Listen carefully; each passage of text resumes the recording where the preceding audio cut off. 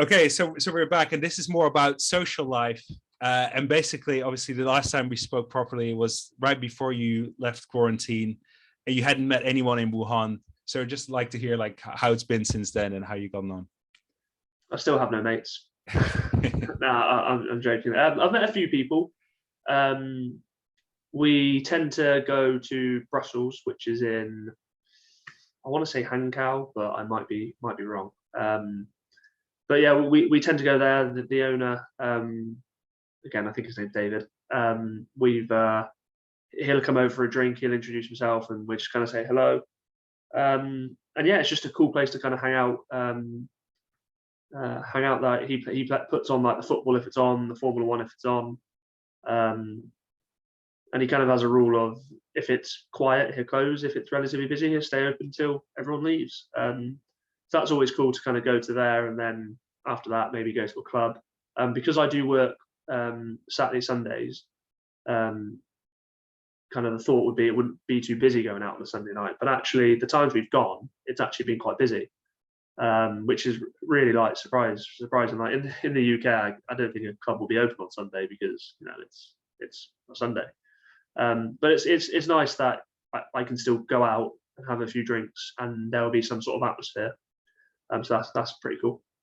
Yeah, no, definitely. I've been there as well in Wuhan. I think we'll put it in the description as well. It's a really cool place, and it's nicely timed, isn't it? We spoke about how it's the afternoon Premier League kickoffs in the UK. It works quite well time-wise with China. Yeah, it's pretty handy because I think 10 o'clock maybe is probably the kickoff for people in China. So they've done their evening and they can then go out and have a few drinks. Yeah, definitely. And what's it like in there now? Is it, given the pandemic and everything, is it sort of 50-50 between expats and local people, or what's the ratio?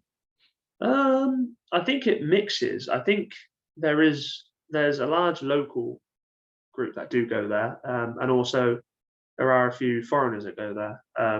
So it's a good mix. You go in there and sometimes you'll see a group of foreigners, other times you'll see a group of locals. So it's kind of good. Yeah, and so you mentioned a nightclub in China. So what have been your experiences with nightclubs in China so far? Yeah, so it's pretty cool. It's very loud, which is obviously that's going to make it sound really old though. It's really loud. But it's a cool vibe. It's a nightclub, you know. A lot of people smoke quite a bit in clubs, which isn't fantastic. But you kind of, if you can get past that, then you can get past it.